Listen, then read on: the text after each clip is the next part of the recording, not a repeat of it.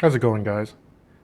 So today I wanted to talk to you about probably one of Seiko's best brand of watches, and that's its SARB lineup.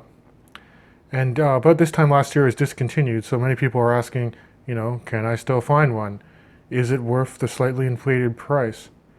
And if you have a bigger wrist, can you still pull it off because it's a slightly smaller watch? So I'm going to answer all those questions in details, but let me start with the specs of this watch first. So this is the SARB035, which is the white cream dial version of this watch. And as many of you know, there's also a SARB033, which is the black dial version I'll talk a little bit about later. But you're getting a 38mm case. The wingspan here from this tip to this tip is about 44.5mm. It's fairly compact at just under 12mm in thickness. And then your lug gap here for this strap is 20mm, and this thing is a strap monster. So you may note that in the background, it does come on a Seiko Oyster bracelet. Absolutely nothing wrong with that bracelet, it's really nice. But I think you will find many enthusiasts tend to swap it out for straps pretty readily, and I've done the same here. Now, when I got this watch, I was so impressed by the quality of it. I couldn't believe it. I did buy this from an authorized dealer in Japan through eBay.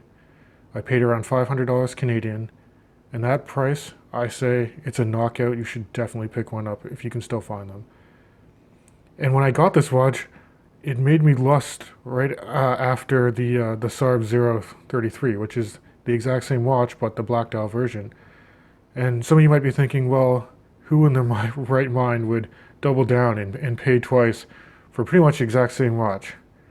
Well, I think you guys know how that story goes because, ta-da, I also picked up the SARB033 slightly afterwards. So what are the main differences between these watches? Well, as you can see, the biggest distinction is in the dial. And I'll move in on these dials and talk in more detail about how they are different in a second. So with the SARB035, you're getting a gorgeous cream white dial. And notice for the date background, you have a slightly off-white color and black Arabic numerals. You also get these gorgeous dolphin hands and a needle seconds hand.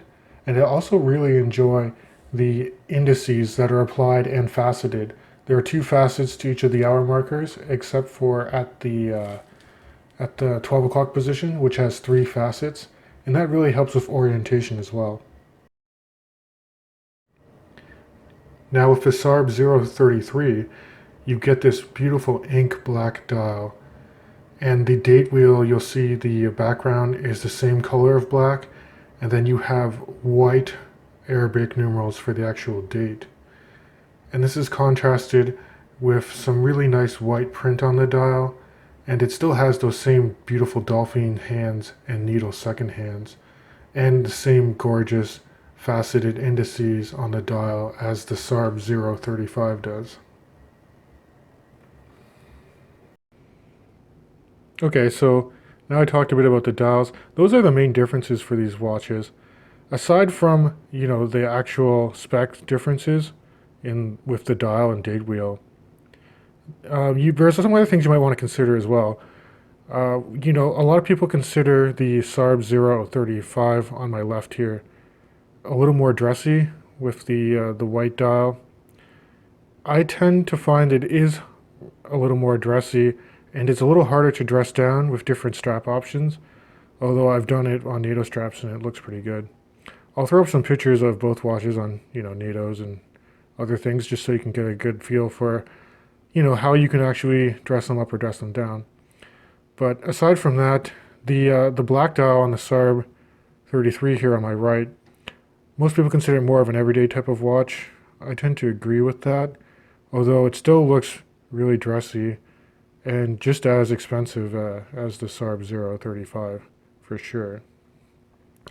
Now I love some of the cues Seiko took here. Even though these are considered more dress watches, they still put lume on these watches, which looks amazing. It's like, who has the audacity to do that to a dress watch? Well, you're getting Seiko Luma Bright, and while it's not as stickly as applied as you'd find on Seiko divers, obviously, it still does the job. And I'll throw up a lume shot too, just so you guys can see how it looks on these watches. But I really appreciate that they did that. And the lume is on the hour and minute hands, and it's on the inside of the applied indices, which work really well for orientation as well. Another nice thing that they've done is look at the finishing on these guys.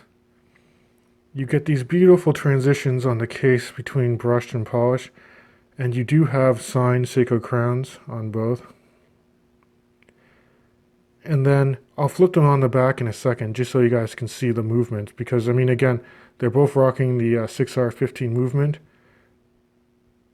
Okay guys, so looking at the movements on the display back here, they are exactly the same. The only difference is that on my left you have printed 6R15D, and on my right you have 6R15C on the actual rotor. I'm not sure what the letter difference is. It probably just denotes the differences in the model numbers, but you know, exactly the same movement. And they did a pretty good job decorating the rotor too. You got some nice striping patterns there as well. These movements are also 23 jeweled, and they have the shock resistance system by Seiko, which is the DL shock system, which works really well against, you know, dropping the watch. You still get protection from, the movement is still protected from, you know, high shocks like that. So, are there any negatives to these watches? Well, I do have two minor gripes about these pieces. One is the lack of anti-reflective coating on the inside of the sapphire crystal. As you can see, there's a fair bit of sheen from my studio lights. And it is different for these dials. With the white dial, I find if, you know, at certain angles with light directly hitting it, it looks a little cloudy almost. But the overall visibility from these, I think, is slightly better with the cream dial version here with respect to reflections. And then if you look at the SARB033 here, it just, because of a darker face too, instead of looking cloudy, it's just like a pure reflection. Like you can't really identify the indices under certain lights, which is a little unfortunate. So I really wish they did put an anti-reflective coating on the sapphire crystal. The other negative is with the 6R15 movement. Both these watches I found, I mean, they are within the specs of this movement, but they weren't as accurate as I would like. With the SARB033 here, it was actually losing about 8 seconds a day, and I actually took it to my local watchmaker to regulate it, so now it's about plus 7 seconds. So as long as it's gaining time slightly, that's fine with me. And then with the SARB035 here, it was about plus 10 seconds a day. It just would have been nice to see the regulation a little tighter tolerances on that movement.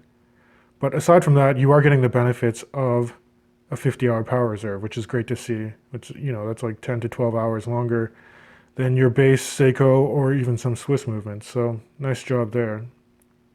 The other thing I will say about these watches, which I appreciate, is they are 100 meters water resistant, which is really impressive.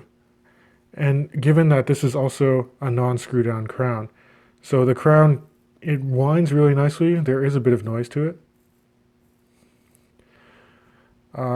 But, you know, it does feel firm. You know, you can hack and hand wind this movement, obviously. If you were to pull it out to a second position, it would stop the seconds hand, and you can adjust the time. And if you pop it out into the first position, that's your quick date setting function. But aside from that, you know, there's really no downside to getting these watches. They're both phenomenal for the price point. I mean, again, I still think you can find them on the internet at around the $500 mark. And if you can do that, you know, it's really hard to find any other watch with these type of specs and finishing that can compete against this. This is amazing value for money. So here's a wrist shot of the Seiko SARB035 on my 7¼ inch wrist. And as you can see, even though my wrist is slightly larger for the dimensions of this watch, it still wears extremely well. And I really enjoy it on this this gray vintage leather strap here. And guys, here's the Seiko SARB033 on my wrist. And I just love pairing it with this orange marbled leather strap. I just think the contrast of the brighter strap color really helps complement the contrast of that black dial. Okay guys, so time for the wrap up. To conclude, the Seiko SARB035 on the left, you get that gorgeous white dial that I think lends it to being a little more dressy and more visible under certain lighting conditions. And that contrasts to the SARB033 black dial on the right, which I just find is more of an everyday piece. It's extremely versatile, and I think there's better strap options for it as well. So hopefully these things help you decide between the two watches. Both excellent value for money. I mean, and if you can't, you can just be like me and buy both and spend double the money. But, you know, I love this hobby and I love having both of these in my collection. So that's it for now, guys. I'll catch you in the next video.